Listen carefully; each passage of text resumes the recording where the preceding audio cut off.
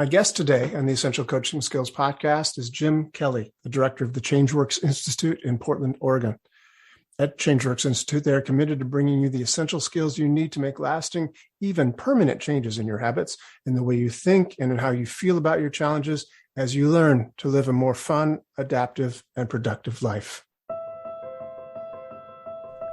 You are listening to the Essential Coaching Skills podcast, a show devoted to uncovering the systems and the secrets that set the best apart, where you learn how to take your coaching clients to the next level, while you grow the coaching practice of your dreams.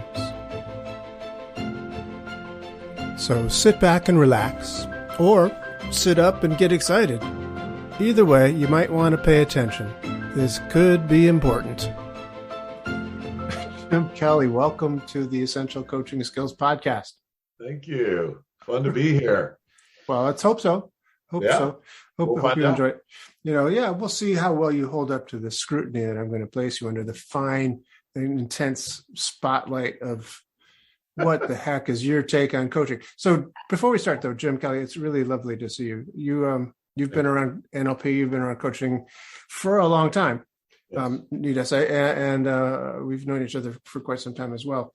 And it seems to me like you're kind of an unsung, I don't know, hero is the wrong word, but people don't know you as much as you should be known, as far as I'm concerned. Thank you. And I've been under the radar on purpose. I have. Okay. Well, I didn't want to come out and start talking until I had something worth hearing. I think maybe you've been a little hard on yourself having. I probably have. But I think it should be worth it. We'll see. Okay, we'll see. So Tell me, what is your take on coaching? Because, for me, NLP started off, I started doing NLP back in the 80s, probably after you did. But nevertheless, we were doing NLP therapies. That's what they called it. Tony Robbins, Richard Bandler, we called it, I'm going to do a therapy, an NLP therapy thing. And then somewhere along the line, people just started calling it coaching. It was the same thing as far as I could tell. Coaching evolved on a sort of different pathway with Thomas Leonard and others, but NLP coaching seemed to be just the same thing we'd always been doing, just calling it coaching. Now, that's my take on it, but what's your take on coaching? Well, that coaching thing that you're talking about is interesting because in the United States, there's licensure requirements for what type of work you're doing with somebody. And if we make statements that are a bit too clinical, somebody might throw the flag in court someday. And the problem is not so much about, having triggering some type of enforcement, but getting named in a wrongful death lawsuit or some other type of quality of life problem that a person has. So we have to be very careful about making sure that we call it coaching and staying in the coaching lane. And, the therapy lane is going to be more diagnostic. It's going to be more about root cause and, tell me about your mother and, that kind of stuff. It's going to be a different conversation. The coaching conversation is, how do we get things going? How do we move things in your direction? And how do we get you to goals that you really, want to meet? They're worth meeting. So, my take on coaching, I like to do what Stephen Covey suggests and begin with the end in mind. And what that doesn't mean that I have a fully formulated, exactness, but I do like to go stepwise into where we want to end up. So I like to start with a question that represents the aspirational goal that I hold out for everyone, which is, as you've heard me say many times, if everything were easier and more fun, would that be okay? And since the obvious answer is clearly yes, then how do we get there? Richard Bandler, co-developer of NLP, said, learn to think on purpose and to optimize that thinking with models that work well. And I find I've thoroughly taken that to heart. That really makes a lot of sense to me. Models, as you know, you've seen some of my graphics and you've heard me talk, I'm always on the models because it gives us good reference points and it gives us predictability. So as important to my way of thinking is also how Stephen Gilligan talks about the whole person possessing the qualities of mindful awareness with differentiated wholeness. Now, that does sound like a psychotherapy term, and in fact it is, but it really means a lot to me because psychotherapy and those tools, as I'll talk about in a few minutes, have really meant a lot to me in the development of my skills. So that's the big picture for me and what I hold dear every day because it works. Mm-hmm. So at the broadest scale, my approach to coaching recognizes that people operate within two systems under three umbrellas. Here we are, models that work, right? This is the way my head works, right? So these two systems. Hold on a second. I'm write this down. Yeah, I know. Yeah, I get.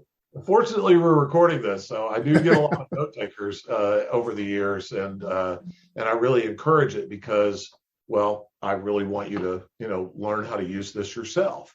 And it took me all of my life to learn how to use this and a lot of mentors. And so I love it when people thank you. It's a big compliment when somebody takes out a pen and says, hold on, let me write that down. I'm ready anytime you are. Go ahead. Yeah, right. So if people operate in two systems, those two systems are internal and external worlds that we live in all day, every day. And the internal system includes things like thinking, feeling, memory, decision-making, and taking action. And external world, this other system, is made up of things like other people, objects, the laws of nature, rocks are hard, water is wet, and the realities of the physical world with us in it. So we could also say the two systems are our subjective experience and objective reality, internal and external. Got it. Right. So I use processes and questions that explore how these internal and external systems work and how well they work or not for producing desirable outcomes. Cool. So that's the two systems. Now there's three umbrellas. Okay. The three umbrellas I like to look at are in terms of the internal and external experience are communications, relationships, and wellness. It's what people are concerned about all the time. And these three elements are key to how people manage their internal and external worlds. Our self-directed change work method brings awareness and helps folks build skills that are useful for working under these three umbrella elements in this kind of valence between the internal and external world. So when people come to me, their quality of world is out of balance and their present state or situation is not working for them the way that they need it to.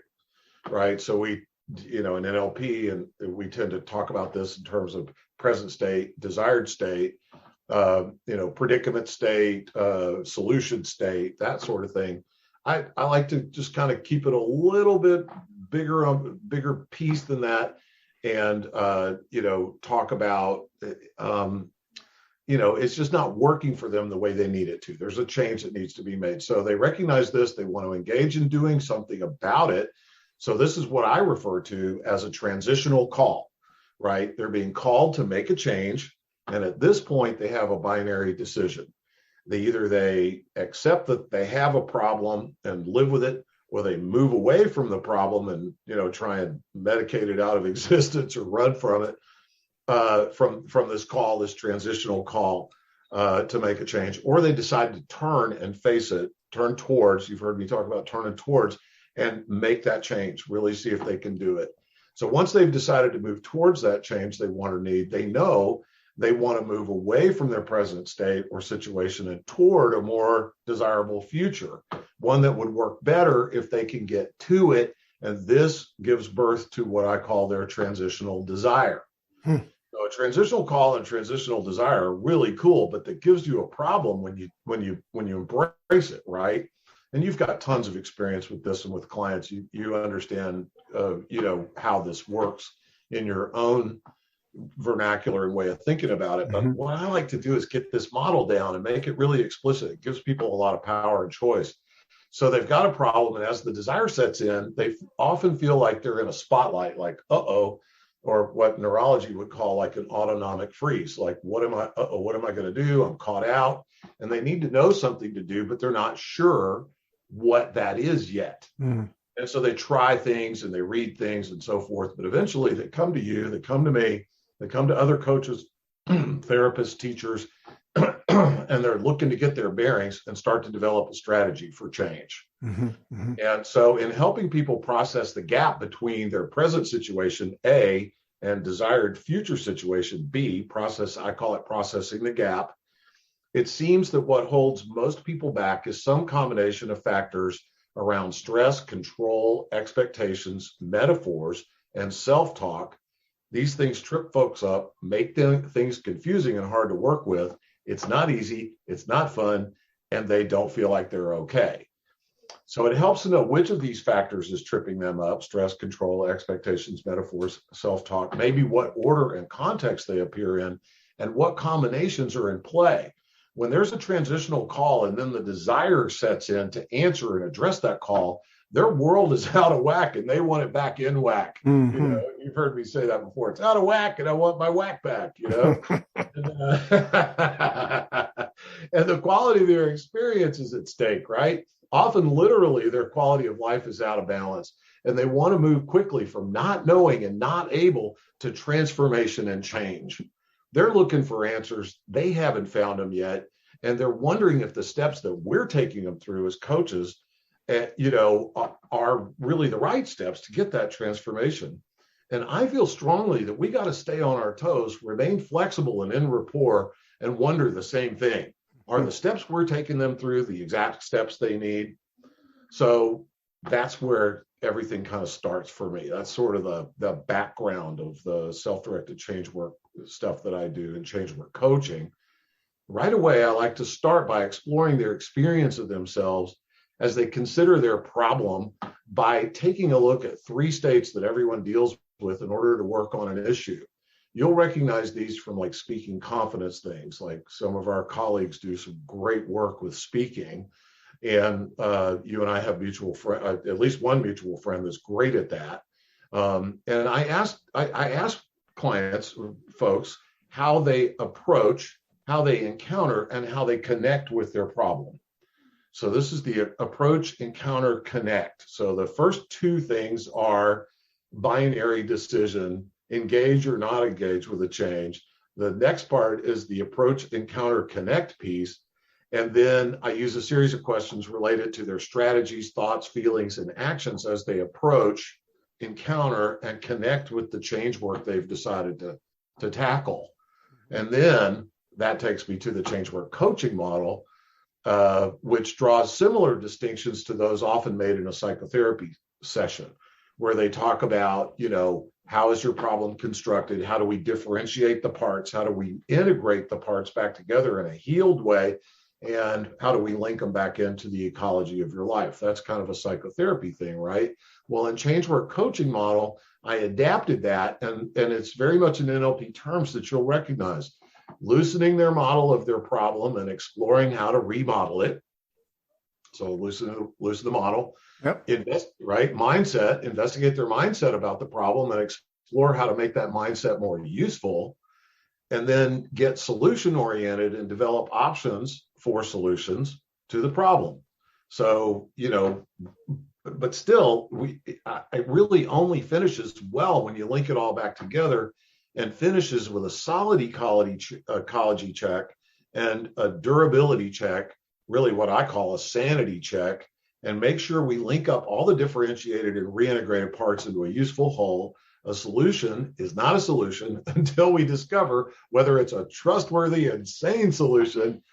And while this includes several factors, basically it's got to be sustainable and ecological in the context of their lives. This is really well-formedness in application, right? Beautiful. Yeah. So that's incredibly clear. And could you just repeat the part that said, "Hi, my name's Jim"? Could you say what you said? Repeat that part. Hello, my name's Jim. I'll be taking the blender to your brain today. But what's so cool about this is it really redraws the map, and it's like, oh, that's right. So, yeah. No, I'm kidding. I did follow probably 75% of that. As far as like being able to sort of say, okay, I could write that down. I could represent that. I could see that. And that was just a lot in a short amount of time. But what I did get from that is that it is a very clear map for you. And It's a very, that you can, once you get used to that map, you can go like, oh, okay, this is where it's off a little bit, or this. So it's a great, like, kind of diagnostic framework and directional pointing tool to say, okay, now I'm going to go this way with this person. And I love the idea that a solution isn't a solution until it's actually, implemented and functional and it's ecological. So that they can do it, they can continue doing it. And trying to do it. Yeah. What's that? It doesn't make you crazy trying to do it. Right. Yeah.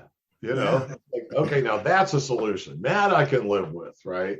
Right. Because I'm all about easy use, man. I mean, come on. Life is hard enough without, let's make it clear. That's why I've worked so hard to make this clear. And I understand that the way that I talk about this kind of sounds like a PhD dissertation, but that's, really, I don't know how to make it any more simple without losing the meaning. Because that's right. That's right. I mean, as Einstein once said, because we used to hang out. Einstein, so I don't know how many times I heard him say this. Yeah. Albert, I just called him Al. But he said a solution should be as simple as possible, but no simpler. Right. That there's complexity. Humans and beings are complex critters. It's far too easy to say, let's just change your state and everything's going to be fine. It's like, well, yeah, that's going to be good. And there might be a little bit more complexity than just that. So question for you, the three umbrellas. Yes. And the two systems, is that like basically 5 areas, or is it the 3 umbrellas go within each, like the 3 goes into the internal, 3 umbrellas go into the external. So there's like 6. Well, examination. That is an outstanding question, because what I basically have done with everything is I am constantly chunking up and down Korzybski style, right? And I want to know what the top priority is. What's the highest level of applicability? Robert Dilts does a great job with this, in the way that he constructs his hierarchies. He starts with sort of God, purpose, universe, works his way down to identity, works his way down to beliefs and values. And then it's like, what are you capable of and how much can you do, right? Capacity, capability.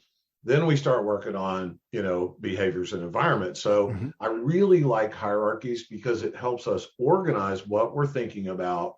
And the more organized we are in what we're thinking about, the less we have to worry about what we're thinking about, right? The less we have to worry about magical thinking, the less we have to worry about whether we're missing anything or not. Intuition is super important, but boy, we see it too often that when all a person has, is a hammer, the whole world looks like a nail. We need to be able to go beyond intuition and start really using some precision techniques, which is, I think, what NLP aims at. Or at least in spirit, use some precision techniques to just say, oh, this is what it is. And now I'm going to just relax and know that I know as much as I need to know. I don't have to guess. I don't have to wonder. I don't have to pray. I don't have to do any fairy dust or magic wands.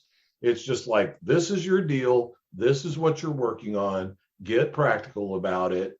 And let's work on what you have resources to work on. So that's why this sounds so dense, because it really kind of redraws the map of what's possible in coaching. And I haven't even talked about the little piece about self-directed change work method yet. You mentioned it. I let it slide because it came out of your mouth. I heard it. Let me run through that explanation a little bit and see if you find it useful to help with the big picture. Yeah. Because we had a decision. So there's 2 things to do there. You're either towards or away. Right. So that's the decision point number 1. We check those states. What's happening when you approach, encounter, and connect? What's happening with that, right? We check that out. Then we went to the 4-part piece, and we talked about loosening the model, differentiating the parts, getting your mindset right, and more in order, explored, sorted out, and then working towards solutions, reintegration, and then ecology check and durability. So that's 4. So it's 2, 3, 4. And now we're going to take a quantum leap to 9 pieces. And the cool thing about these 9 pieces is that they're organized along 3 channels: foundation, pathway, and practice.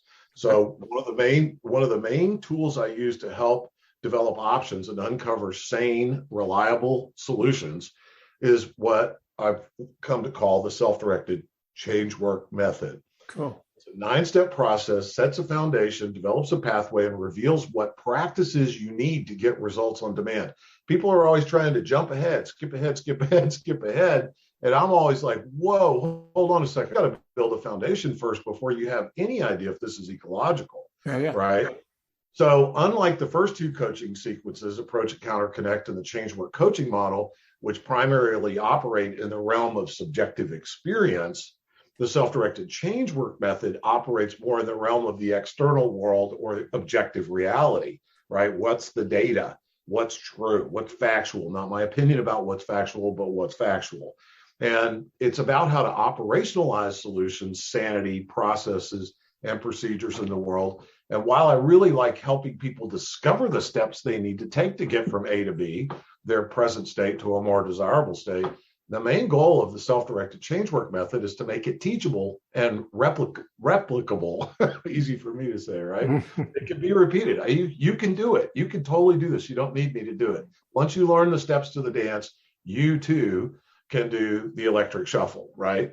So I'm much more interested in teaching a method that you can use over and over again, not only to solve an immediate problem, but also to equip you to solve future problems on your own and with greater ease than ever before. Nice. The more one practices and works with this coaching, the change work coaching, the self-directed change work method, the more they can consistently find that place of wellness and well-being, enjoy better relationships with themselves, with others, and with their purpose, and experience more success with all their communications, internal and external, because communication is also internal, as you know. So it's easier, it's more fun, and you get to be okay.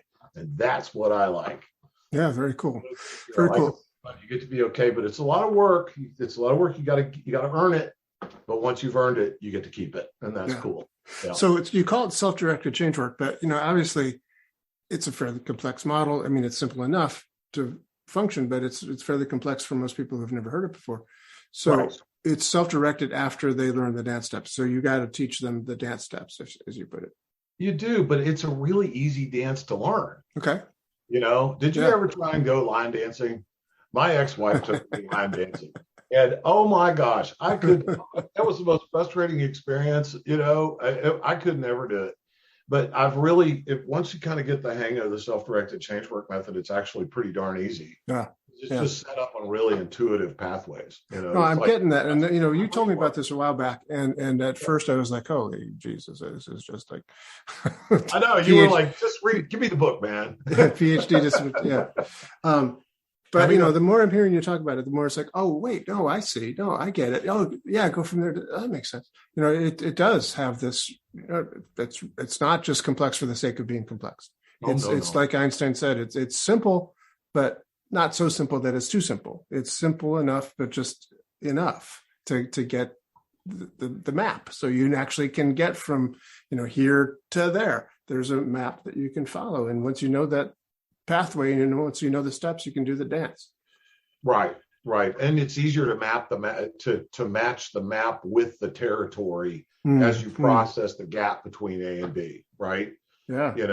So you go to the Museum of Modern Art and you see a Henry Moore, you have to describe something that's a hologram, right?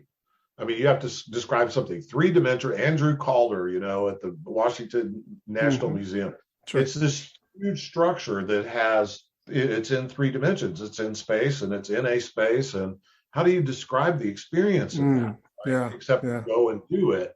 But meanwhile, back at the ranch, you can go to a Van Gogh exhibit and you can go, wow, look at the way he put the paint on the canvas. It's 2-dimensional, it's approachable, it's easy to understand, and it's relatively easy to describe. But 3-dimensional stuff, like a person's real life experience, is much more challenging to describe. And that's the challenge that I started tackling about 15 years ago. And so, when I tell you a little bit more about what my background is and how I got here, you'll understand how I became this version of me that I am. I'd be fascinated to know that. How did this current version of you get to pass? When did you start learning NLP? You were like 1959. I mean, you're I'm exaggerating. I got in early. I got in the 1940s, right after the war. Right after Richard was born. No, but seriously, what, 1980, 1970 something? When were you there 77 early? when I picked up my first book, but my 70s. 77. Oh I my got God. the Structure of Magic at the University of Texas in Austin bookstore, and it was in the used section, by the way. Somebody else had bought it new, and they had gone through it. And anyway, my history with NLP and stuff goes way back in my life. Okay, I was raised in part around my great uncle, Alden Truesdale, who had learned hypnosis in the 1920s and used it for what hypnosis and NLP practitioners today may know as, kind of large category awareness training or ego strengthening, right? Mm-hmm. And spiritual psychology. That's really what he was using hypnosis for, is to get you tuned up for that. And he called what he practiced for over 50 years metaphysics. And it really was just that. It was a meta approach to being and doing, seeing oneself as one is, embedded and embodied in this vertically and horizontally oriented world, floating in a universe filled with light, a universe and our world that holds everything in a constantly moving constructive cycle. And I learned a lot from Uncle Alden. His model of the world. So. This is your Uncle Alden telling you all this. How old was it? Yeah, that's mind-bending stuff for a kid. How old were you? The coolest. Yeah, my grandmother was his first student, and my mother was the next generation of students, and I was his last generation of students. Wow. And so I learned. So his model of the world was wholeness oriented. Okay, what today we might call generative or quantum superposition. And he used to say, all things in right relation, one to the other, one thing to the next. Right. And I would be like, I was 5 listening to this stuff. And he trained us in meditation and contemplative prayer. Get out of here. He did. He trained us about the 4-part breath, which is a really solid. When you were 5?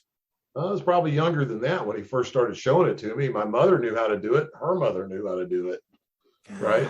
So this is I was 5. I was trying to tie a shoe, for God's sake. It's like, I know. Go around the little tree thing. The bunny comes out the hole. It's like, I know. I was just a weird kid trying to figure out why did my karma bring me to this family.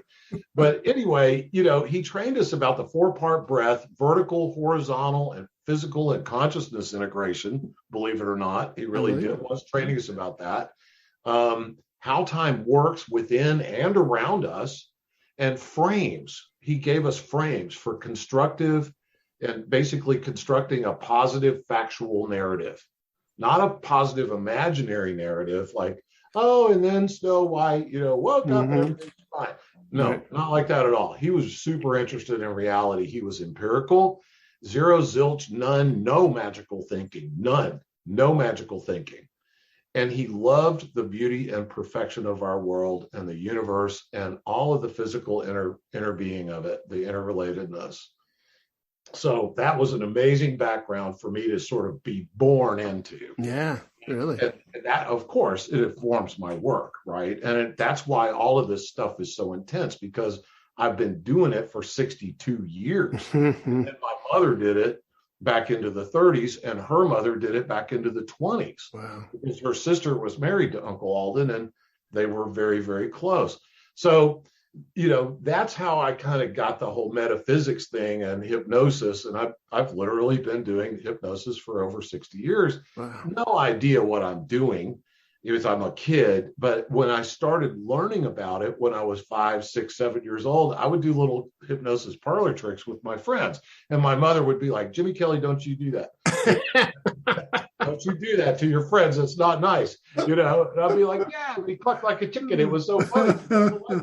And, so anyway, that's kind of the hypnosis part and the metaphysics of really understanding the relationship of things and my relationship to the world, your relationship to the world, and being able to make sense of this incredible hologram of this whole experience.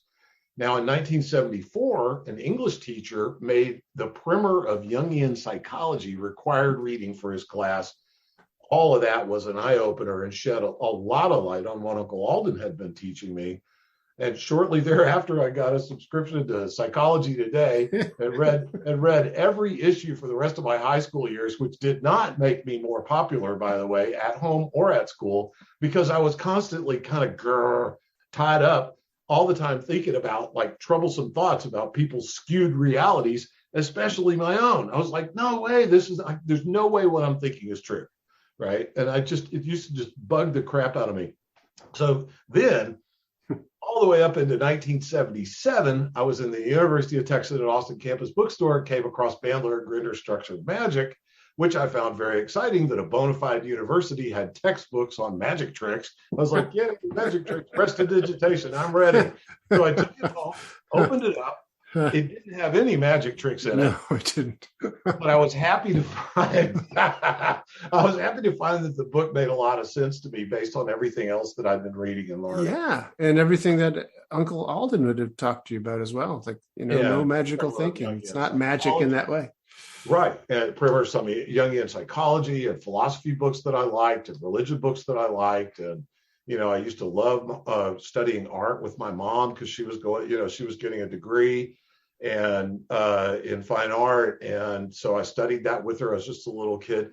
And I was really interested in the way people do models of the world.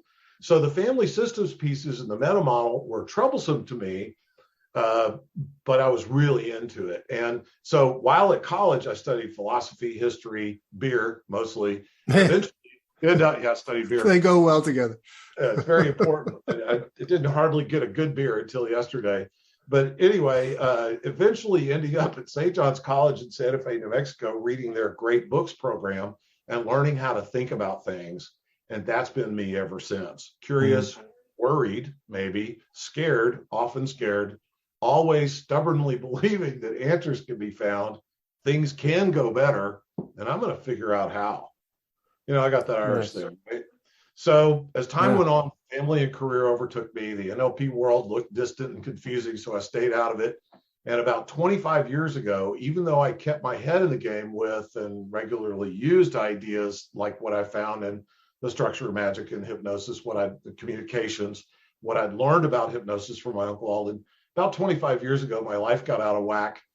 And I eventually met some great therapists and NLP practitioners, and I became a serious student of NLP, positive psychology, social learning theory, humanistic spiritual psychology, cognitive and dialectical behavioral therapy, systems development, family systems, and cybernetics. It's interesting when you look up cybernetics, they mention family systems. It's a system that's able to respond to its own conditions. And that's how cool cybernetics really are. So this is what I love about NLP, the language work and experience filtering. It's wonderful to have a sense about time and hierarchies and motivation and success. Plus, NLP is perfect for me because it's eclectic and it's ecumenical by design, which offers scaffolding to explore the science of personality and experience. And it offers a collection of ideas that support and encourage the use of constructivist cognitive tools and ideas, all of which can activate choice and constructive assessment of both process and progress. So as a coach and a counselor, I can give you a lot of fish, and I love to continuously do that, but my heart's desire is what's really best for you. So I aim to teach you to fish. That's where I came up with the self-directed change work method. Gotcha. Right. And I use my NLP skills and include other pieces I like to add and include. This is what makes me a little different. I bring in these elements of parallel processes to enhance results. And I've also been inspired by NLP's culture of co-development, regardless how it came to be. But it does have a culture of co-development. And my aim with self-directed change work method is to join in on that and make a few relevant comments by working with clients, doing some research, reporting my findings, naming a complementary system, models that work, and adding my comment to this vast goodness that is NLP that I first found in 1977. So I've grown and been a beneficiary of it ever since. So that's kind of my, my history with NLP. Yeah. I just have a little question for you. When you said the word choice before, you no one can tell because this is an auditory podcast, but you made little air quotes. Why? Why was the Big air on quotes? spatial markers. I'm a hand talker, you know. But why choice? Why was choice in Right. why? Well, some things look like choices when they're not. Hmm. And other things, you know, we really need to add choices and we'd be a lot better off. So, you know, choice is one of those tripwire words that could really make you think you know what you're talking about when maybe you don't. And I'm always checking myself on that. You know, am I a guy in a diner talking out my neck? Or do I actually like saying something that's worthwhile? When I talk about choice is better than no choice, do I have any idea how my choices are getting developed right now? Hmm. So that's why I air quoted that, Okay, because gotcha. it's a tripwire word to me. When did you meet Richard Bandler in person? Richard, what a great guy. You know, I'm sorry. I know I'm not supposed to say that in decent company, but I think he's great because he's so authentic. Yeah, And I don't the disagree. first time I met him was, yeah, right. The Yeah. first time I met him was a trainer's training. And it was at breakfast before trainer's training. I walked over to him and I shook his hand. He's trying to eat breakfast, for Pete's sake. You know, I did this to Bob Hope one time, made him really mad. And I was just a little kid. But I walked up to Bandler and I just said, you know, thank you so much for the contribution you've made to my life. I've been reading your stuff since I was a young teenager, 17 years old. And it's changed everything for me. And the fact that I'm here today is totally blowing my mind. And thanks for doing this. And so that was the first time I met him. And he looked at me like, I'm eating, you know, talked to him a little bit. The program starts in an hour. And no, but he was very cordial, of course. I don't know if you've talked to him probably as much or more than I have, but I think he can be very, very nice. But you know, he's quick to go. He's quick to put the shields up, right? Like a lot of famous people do, because they don't know who's coming at them. So that was my first meeting, and that was in 2010. Oh, really? That recently? Yeah, that recently. Yeah, I mean, I've been in his books for 33 years before I actually met him. 23 years. How do I do math? Not well. 33. Before you met him, right? Exactly. Yeah. Gotcha. Right. Wow, so interesting. I thought you guys were going way back. I thought I had an image of you and Richard Bandler hanging out in the 70s. Guess not. Well, it's that deep trance identification. Right. Yeah, there you go. And, you know, I've been reading his books and watching his videos for the longest time. And so when I met him, I felt like I was meeting somebody I already knew. Yeah, right. No, I've had that experience. Yeah. Right. And you know me pretty well. I kind of never met a stranger. You know, I tend to get to know people real fast. And a lot of people are not comfortable with that, but it's part of my whole training going back to 3 generations. It's like, you know, I love people. I really do. And I'm really grateful to Bandler and Grinder for what they did, and everybody else who came in and contributed, you know, all the way through you and that amazing sleight of mouth program you did a couple of weeks ago when you did that challenge. And now you've got a cohort going.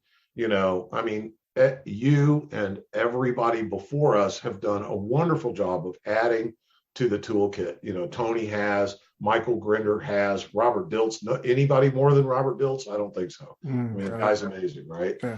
So yeah, sleeps in a pyramid, and you know, and so I just really felt very strongly that, you know, he and I connected like that. And I think it's because we're both kind of awkward and strange and think about stuff that other people don't necessarily think about, you know. So I don't know. Yeah. That's my history with him. So let me ask you a question. Now, it's just been like pulling teeth with you, Jim. I just haven't gotten a single word out of edgewise. It's like it's yes, no. This is the hardest thing you've ever done. All right. Let me see if I can extract some answer from you. Right. Come on. Help me out here.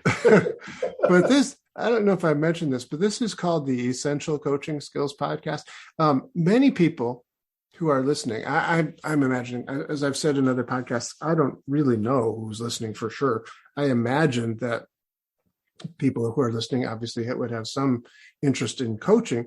But I imagine that most of them are looking to be better coaches than they are, or maybe just getting started in coaching, like at all, like just getting started.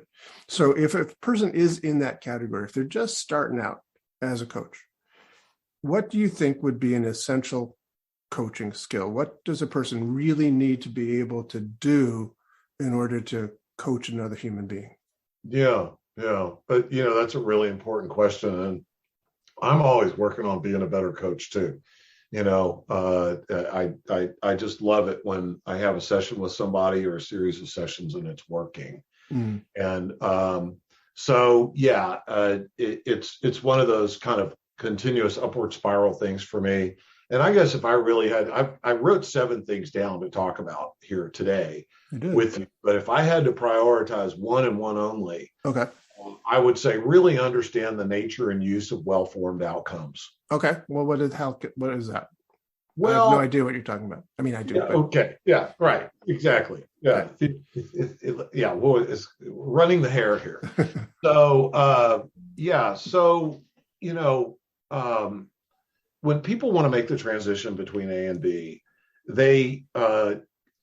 it's all too easy to use strategies that aren't really going to help you get there, and use thinking that's not going to really help you get there, and to use state management that's not really going to help you get there. And then when you go try and operationalize it, it's not going to work. So this is why Bandler and Grinder and company made such a big deal about well-formed outcomes, and the whole thing from transformational grammar and Noam Chomsky and this body of work around well-formedness and semantics. And it really maps over into what we're trying to do with coaching, because we want people to tell us what they do want. We want it to be something that's in their control, right? Like, oh, I know, you want to, make somebody else do something else. Hold on a second, that may not be so easy. Let's talk about what you want in positive terms, what you can control in reality. Mm-hmm. Aspirationally, you might be able to work to it, but it might also be completely unecological and you have no permission for it. You have no resource. So, it's also really important, I think, to recognize that all behaviors have some type of intention that is for something that we think is right. And I know that sounds like just a massive global statement. You're certainly familiar with it, but for a gentle listener, be assured that all behaviors actually do have some type of positive intention. And even no matter how weird they may appear or awful they may seem. And what we want to do with this well-formedness is we want to come up with solutions that are ecological for your life or for the life of your client. And they're going to match, right? It's going to be something that works for everybody that's concerned, and it satisfies what's called a secondary gain. And people trip over this subject a lot when I try and talk about it. I certainly did before I really just decided to dig in and learn. The secondary gain is like, this is what I was doing, hoping that I would get that, right, to keep this thing in place. The reason I, did whatever it was that I did was because I was hoping for something else to work better. Mm-hmm. So it's not really the primary thing. So we change what the gain is into, the secondary gain is into something that more matches the positive intention we wish we could be expressing. So well-formed outcomes are super important because, without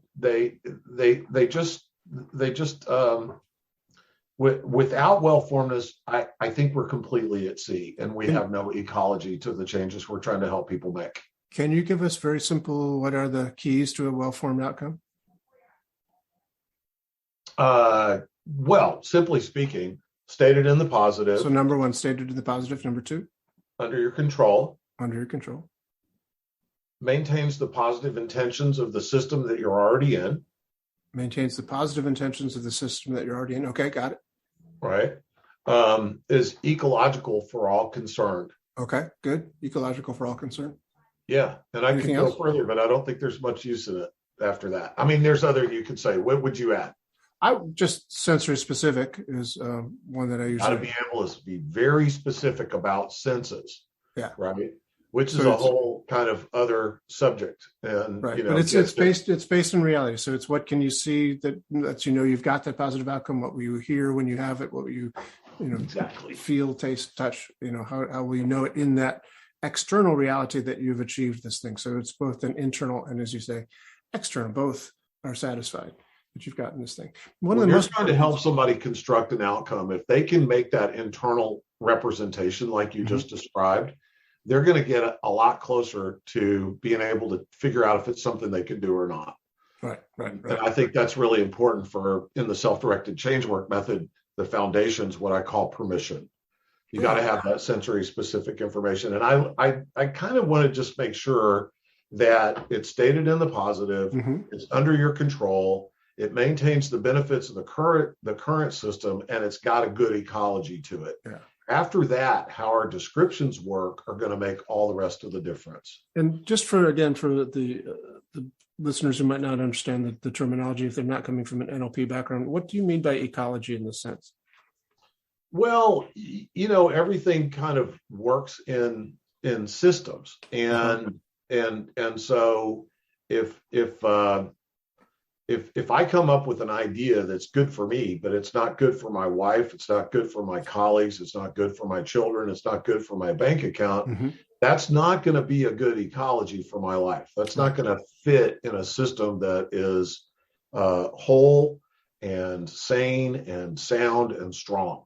Right. So ecology has to do with the operating environment that you're in, and you could also call it context.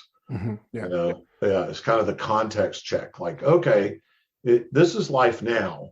Is this going to work? Is this good for everybody concerned? Yes. If you make this change, what would be the consequences? What would happen if you did? What would happen if you don't? That sort of stuff. Now you can come along and enhance that with sensory information. Right? Describe that. How's it going to feel? What's it going to look like? What are you going to be hearing? Yeah. Very cool. Yeah. Wow. So you are launching into the world, perhaps at long last, this self-directed change work. I am, and so I want to make sure that I mention one thing before we get too deep into that. I want to learn how to think up to and beyond problem solving and solution focus. Yeah.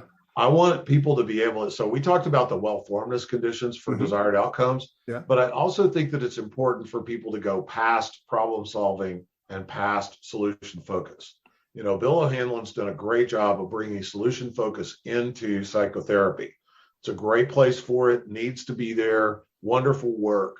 But when I'm coaching, I want to go back to that sanity piece and make sure that we've got durable answers that are going to last. Yeah. And then, you know what? I've also got to say that I want to join the client as they're having an experience of themselves in the here and now. And as they take counsel and reflect and make decisions and plan actions on their own behalf, I want to be a co-experiencer of the client's maps and the territory of their lives and be with them, use skills to help them craft and hold a space for their transformation. I think that's really important. Now, we could go further in coaching tools and talk about the pillars of NLP: rapport, outcome, senses, flexibility, and logical levels. That's super important.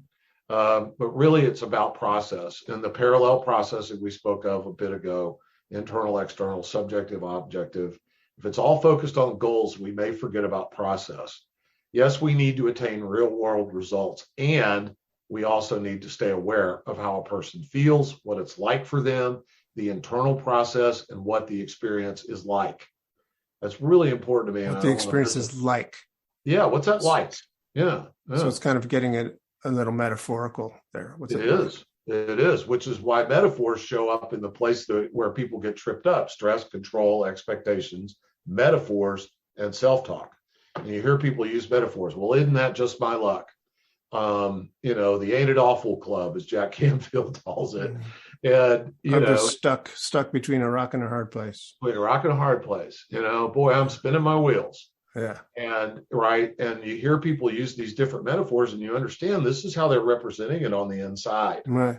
Right. So what is And that thus, experience like? You yeah, know? very good. And so it makes a whole problem solution frame more congruent by bringing in sanity, safety, ecology, sustainability, and thinking about like a goal isn't a goal unless it's well formed, which includes how it fits, how adding ease and fun and feeling like everything's okay.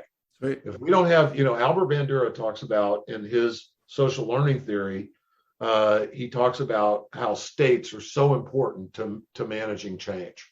And that's why I want kind of, before we go ahead to the self-directed change work method and what I'm launching in the world, I want to talk about how knowledge gives us power and choices about how we can create safety, certainty, control, comfort, belonging, and the all-important experience of easier and more fun, but also the all-important experience of being okay.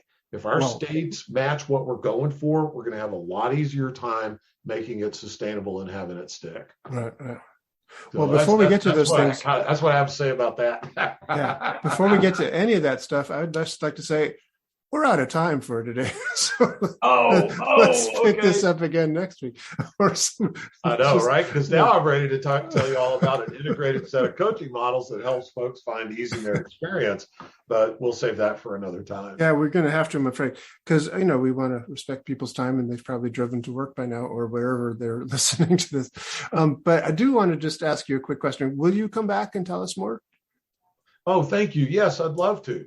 Okay, I'd love to. Because I'm really curious about what it really looks like when you do coaching with somebody. I mean, are you doing hypnosis? Are you doing trance work? Are you doing processes? Do you get them up on their feet and walk towards their desired outcome on a timeline? I mean, how do you actually work with other people when you're doing coaching like that? And I'm very, very curious about how all of this really incredible, detailed and thorough map.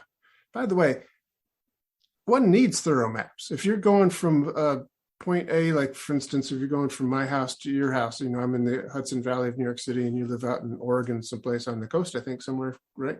If I wanted to follow the Oregon Trail and get to where you are, I would need a pretty detailed map to do that. I guarantee you, if you wanted to find this place, you'd need a good map. That's true. Yeah. Right. Yeah.